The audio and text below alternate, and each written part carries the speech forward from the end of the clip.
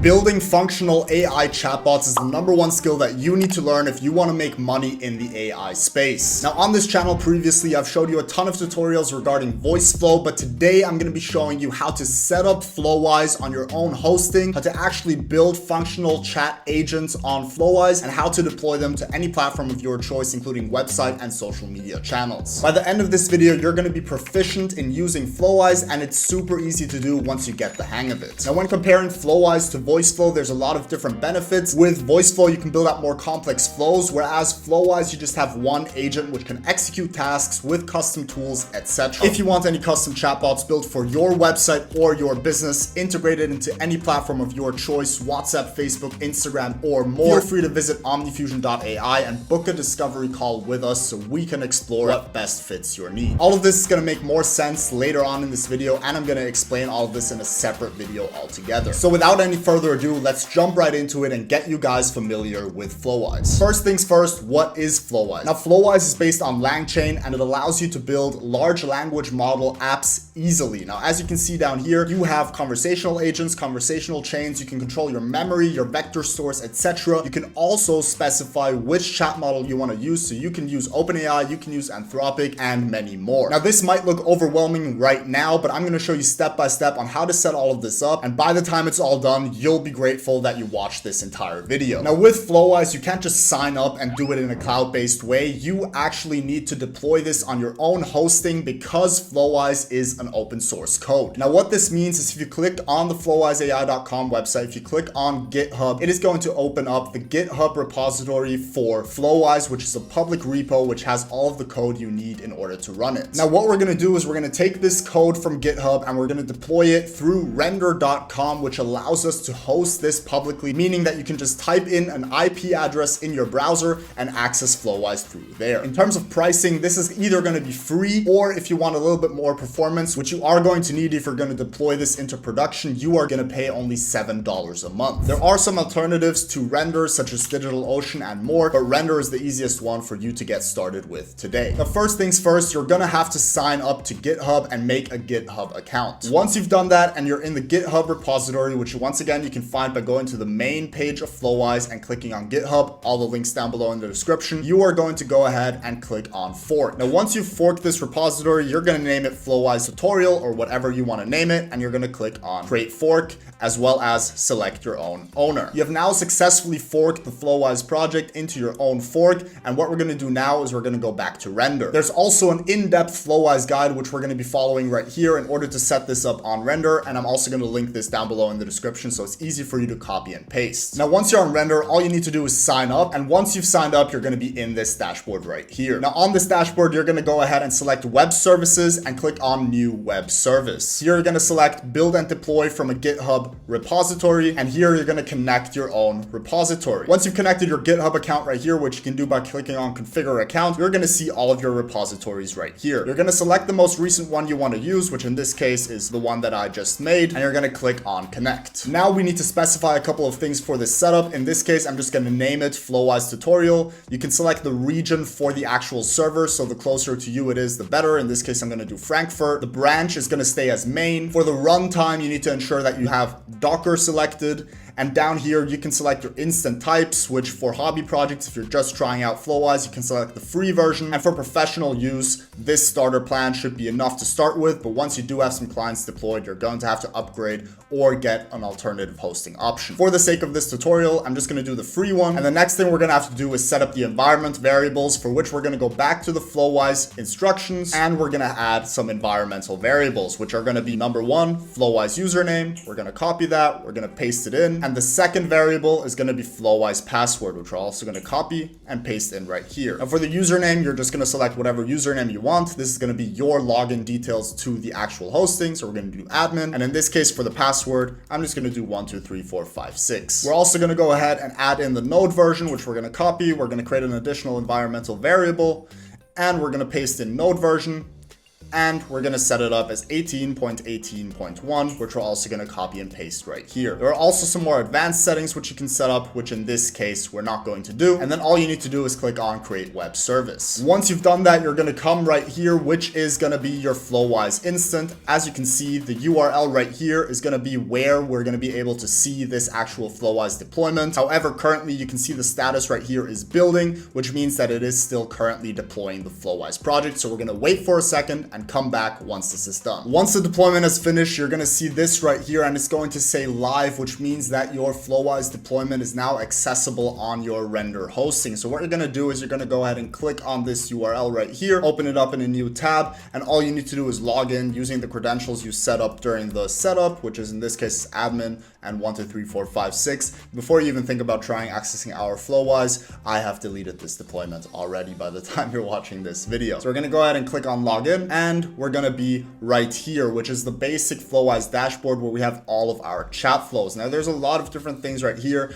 including agent flows, which is in beta where you can build agents. There's a marketplace where you have all kinds of different templates that you can use, such as make webhooks, OpenAI assistants, OpenAI agents, Airtable integrations, add HubSpot contact, and more. Then we have tools where you can build tools with custom code where the agent can smartly know when to execute that tool and actually execute a third-party request, etc. You have assistants, which is your OpenAI assistants. We have credentials, which is actually important, and we're going to set up some credentials in just a second. We have variables, which you can use inside of your projects, API keys, which is also important to set up all of your API keys, as well as document stores where you can add in some documents. For now, we're just going to go over, navigate to chat flows, and we're going to click on add new to create our own project. The first thing we're going to do is click in the top right, we're going to click on save, and we're going to actually save this as the Flowise tutorial project right here. Click on save, and you now have it named. So if you go back to the Chatflows dashboard, you're always going to have your project right here. Now in the left hand side, you have your nodes where you can add different nodes in order to build out your agents. On the right hand side, you have your chat where you can test your agent, and you also have some settings right here,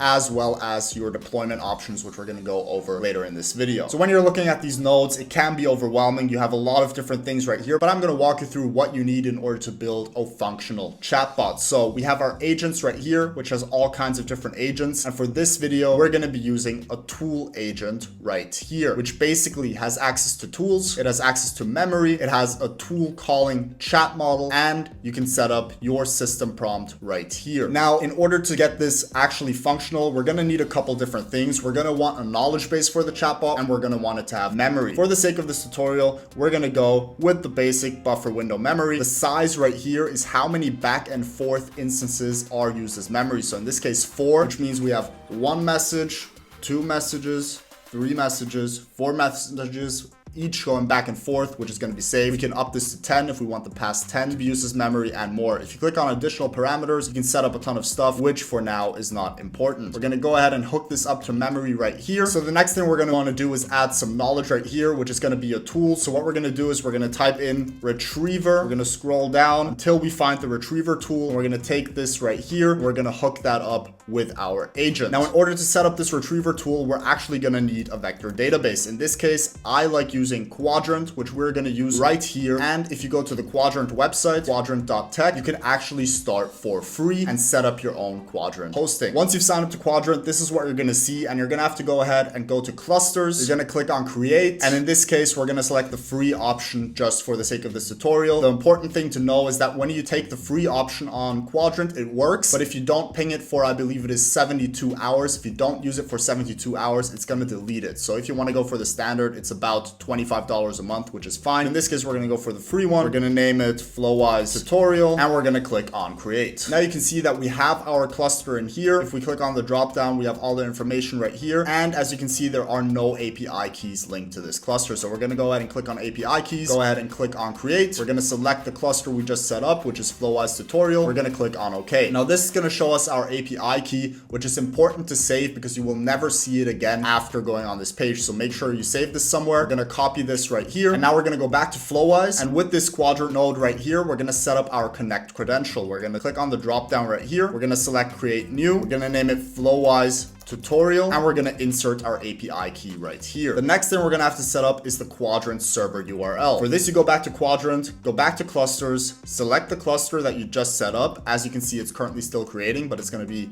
live right now. And you go ahead and click on copy this cluster URL. Now go back to Flowise. You paste this in. And the final thing we're going to need is the quadrant collection name, which is what you just set up, which in this case is Flowise tutorial. Now you need to make sure that you type this including the correct upper and lower case so that it actually works. We're now going to drag this and hook it up to the retriever tool. Now before we move on, we're actually going to name the retriever tool, which in this case we're going to name FAQs, and we're quickly going to describe it. We're going to say use this tool to retrieve information about auto IGDM, which is going to be the example that we're going to be using in this video. So now that we've set up quadrant and we have our cluster, we're going to need to set up some additional things. First things first, we're going to need to use OpenAI embeddings. So we're just going to type in embeddings. We're going to scroll until we find the OpenAI embeddings, and we're going to take this right here and hook up the embeddings up here. The next thing we're going to want to do is set up our credentials for OpenAI. So what you're going to want to do is go to platform.openai.com. When you're in your OpenAI dashboard, you're going to go down to API keys. You're going to click on create new secret key, and here we're going to name it Flowise tutorial and click on create secret key. Same thing applies here. You need to save your OpenAI key because you're never going to be able to see it again. We're going to go ahead and click on copy. We're going to go back into Flowise, and we're going to connect the credential right here for this to work. So we're just going to name it Flowise tutorial OpenAI. We're going to paste in the API key, and we're going to click on add. The model right here you can leave as is. So now we've set up our OpenAI embeddings, which is going to be used in order to actually format all the information, the documents we upload, and process it into the database. The next thing we're going to do right here is actually use a document, in which case we're going to use a normal docx file. We're going to hook this up to the quadrant retriever, and the next thing we're going to need to do is get a text splitter. So what we're going to do is we're going to use the recursive character text splitter, where you can then control the chunk size and the chunk overlap of your document. Now the chunk size is how big the chunk of information is inside of one chunk in your knowledge base. So we can set this to 1500, and the chunk overlap is going to be how much of the chunks overlap. So let's say you have two chunks of information, how much of the information between these two chunks actually overlaps, which we're just going to set to 20. Now before we upload a docx file and actually insert it into our knowledge base, we're going to go back to the tool agent because we still need a chat model right here, which is going to be used in order to chat. So in this case, we're going to use OpenAI. So we're just going to type in OpenAI right here. We're going to scroll down to the chat model section, and we're going to use chat OpenAI. Now with this chat OpenAI node, you can go onto the model name and select the new GPT-4 Omni if you wish to do so. We're going to take this and we're going to drag it over to our agent, and now we have that connected as well. So now our agent is able to use OpenAI with these specifics. We're going to click on connect credential. We're going to select our OpenAI credentials, which is the same API key that we just set up. The model name in this case is going to be GPT-4 Omni, and for the temperature, you can select your temperature as you wish, but this is going to control the randomness of your outputs. So in this case, we're going to do 0.3. As you can see, you can also allow image uploads, but that's another topic for the next video. If you click on additional parameters, there's a ton of other things that you can set up right here, such as your max tokens, your top probability, your frequency penalty, your presence penalty, and more. I usually like to just change the frequency penalty to 1 or 1.5. This usually makes the outputs of the AI much better. Now, in order to understand top probability, frequency penalty, and presence penalty, you can go back into the OpenAI playground at platform.openai.com. And in the right-hand side, if you hover over this, you can see that top P, this controls the diversity via nucleus sampling, meaning if you set this to 0.5, half of all likelihood weighted options are considered. The frequency penalty, which is what I like to adjust, is how much to penalize new tokens based on their existing frequency in the text so far. So for example, if you have a chatbot, or if you speak to ChatGPT, for example, you'll realize that it keeps on saying, let me know if you have any other questions, let me know if you have any other questions, etc. So if you increase this, it's going to decrease the chances of the model repeating itself, which is why we like to set this frequency penalty higher. And the presence penalty is how much to penalize new tokens based on whether they appear in the text so far, which increases the likelihood to talk about new topics, which I personally don't really like using for chatbots. So we're going to set this to 1.5. We're going to close back out. And what's important with all of these Flowise projects is that you need to save regularly, because it does not have an autosave feature. If I would have reloaded it or closed the tab, it would not have saved. So we now have everything set up. However, we don't have anything in our knowledge base yet, and we have not set up our system prompt. However, even though we don't have a knowledge base and we don't have a system system prompt set up. Currently the system prompt is just you are a helpful AI assistant. If we click on save right here, click on this chat window, we can actually test this out. So we're just going to go ahead and say hi, and it's going to respond back with, hello, how can I assist you today?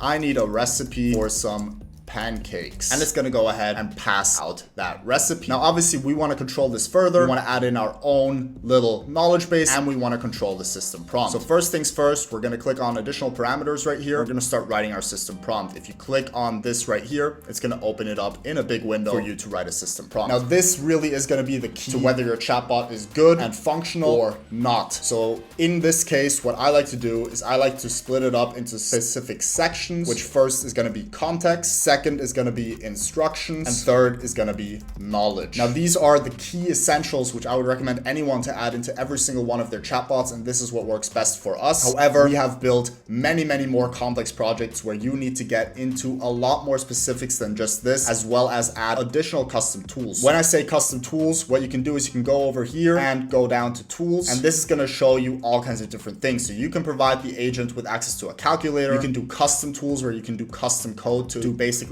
anything you want. You can allow it to search Google using SERP AI. You can allow it to use the web browser and much more. For example, a use case for the custom tool would be to use an API request and save data into a CRM such as HubSpot. But again, that's too complicated for this video. Now going back into here, we have the context, we have the instructions, and we have the knowledge. Let me break down these three sections for you. The context you can think of as giving basic context to the AI model, where it is and what it is doing. The instructions is what should it do in this conversation, how should it behave, and what is the goal of the conversation. And for the knowledge, we're just going to allow it to understand where to get its knowledge from, which is this tool right here, the retriever tool. So we're going to specify that as well. So starting off with the context, we are going to say you are an AI sales agent for AutoIGDM.com. You are chatting to users on the homepage and provide information about the product to help them make a purchasing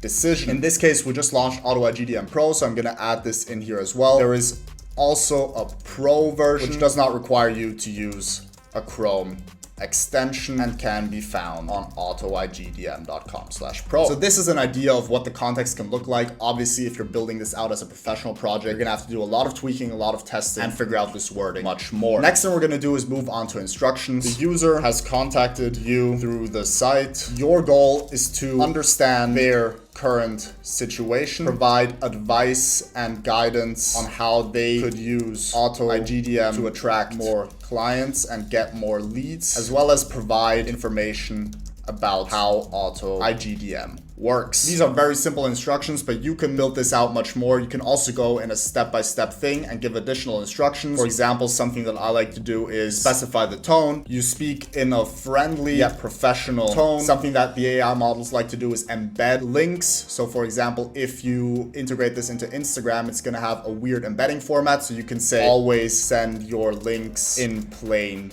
text. And this instruction section you can build out as you go. Now in terms of knowledge, we're just going to specify where it can get its knowledge from. You have access to a tool called FAQs, which you can run every time you need to find an answer to a question or need more information about AutoIGDM, which is going to allow it to run this FAQs tool, which, as you guys know, we have hooked up to FAQs. And note that I just saved it out of habit because you do need to save this project every single time. So now we already have a much better setup. It knows what to do. It knows where it is. Now we're going to go ahead and retest this right here, and we're going to say hi again. As you can see, it's now following the system prompt, and it says, how can I assist you today? Are you looking to learn more about AutoIGDM and how it can help you attract more clients and more leads on Instagram? I'm going to say, yes, I am a fitness coach and want to use it to sell my weight loss program. In which case, it's going to explain right here, automated outreach, targeted messaging, save time. Now, since we haven't added a knowledge base yet, if I ask how much does it cost, it will not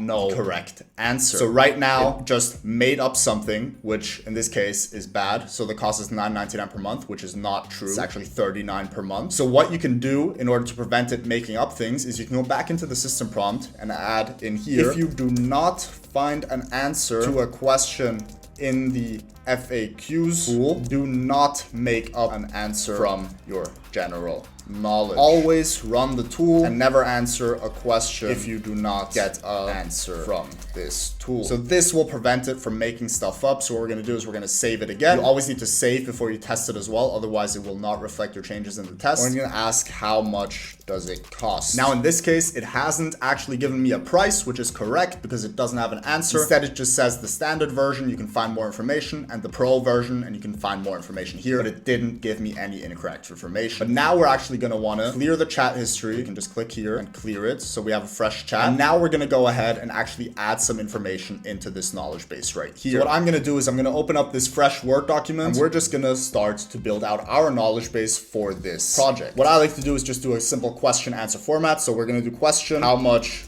does auto IGDM cost? Answer, auto IGDM costs $39 per month and has a 7-day trial. We're also going to add in something else. Can I add multiple accounts to my subscription? And we're going to add in the answer for this as well, which is going to be yes, you can use agency plans if you want to use auto IGDM with more than one Instagram account. We're going to go ahead and save this document. We're going to name it auto IGDM knowledge base, and we're going to go back to Flowise. What we're going to do now is over here in this docx file node, we're going to upload the file. We're going to select the file we just made. We're going to click on save, and we're going to use this nice green button right here and click on upsert. This is actually going to add in the information into our knowledge base, and as you can see, we have one added document with this information right here. Now, if you want to actually adjust this information or see it inside of your vector database, you can go back to quadrant, click on open dashboard, and here you're going to need to enter in the API key that you just made and click apply. You'll now have access right here, and you can click on Flowise tutorial, and in here you're going to see that we have the content right here. So now that we've saved this and we've added some information, let's rerun the test, and I'm going to ask how much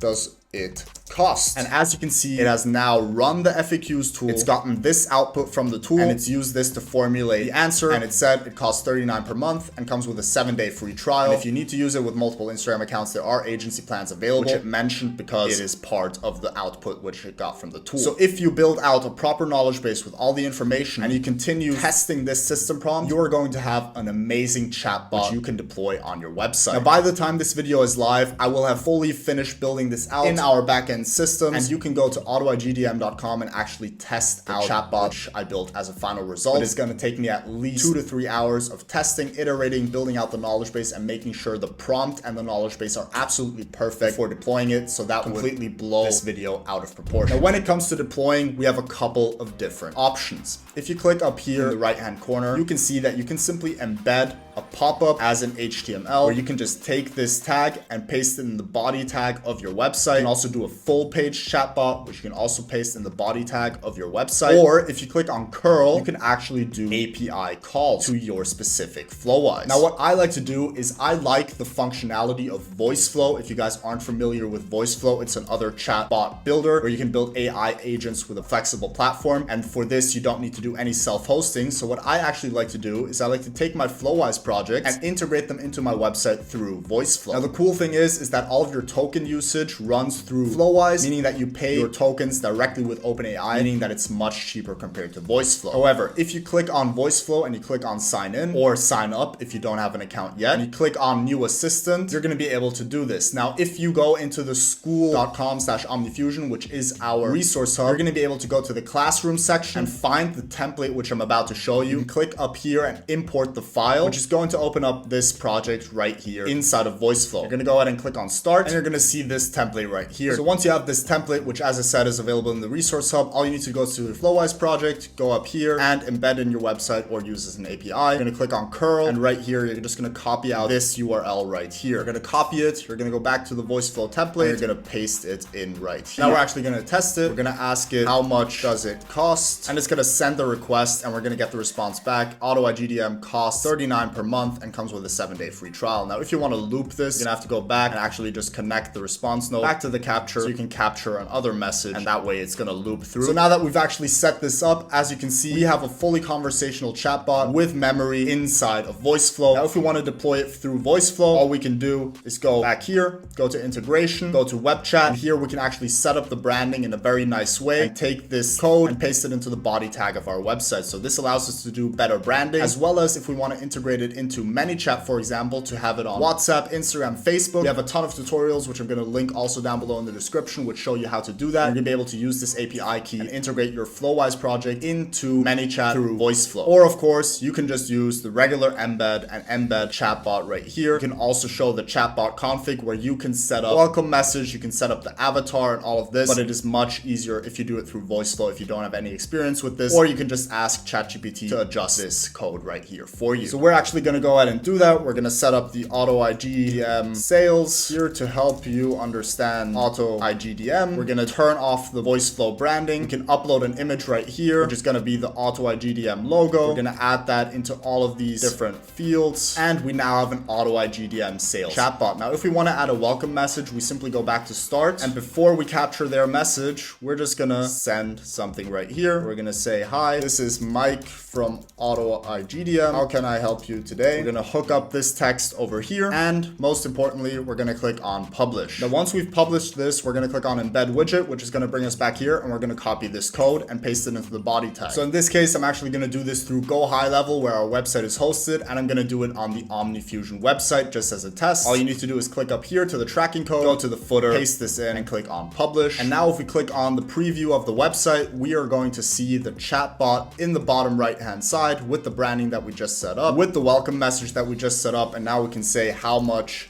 does it cost, and we're gonna get the answer back from Flowise saying that it costs $39 per month and it includes a 7-day free trial, which is everything that we set up over here. Now, all we would need to do in order to perfect this chatbot is simply work on the system prompt as well as the knowledge base. If you want to add additional files to the knowledge base, all you do is simply delete this docx file, go back here, type in docx, add the file again, connect it up, and upload any additional files. Don't forget to click on save and then upsert it again into the knowledge base. Now, I've already built a much more professional version of this for Auto IGDM Pro. So if you go to the Auto IGDM Pro website, you can actually see that there's a chatbot in the bottom right hand corner, which actually also comes with a pop-up message. Hi, this is Mike. And we have the same thing right here where we are able to ask questions. So you can test it on autoigdm.com/pro. And for the homepage, I am going to continue building this out now. I will have the finished product shown down here as well, where you're going to be able to actually test it yourself. Thank you so much for watching this video. If you want to find all the resources, all the templates, and a summary of this video, you can find it inside our school community at school.com/omnifusion. It's completely free and we have almost 3,000 members. So I would love to see you over there. And if you found some value in this video, please leave a like, let me know your thoughts in the comments down below, and subscribe to the channel for more content in the future. Thank you so much for watching and have a great day.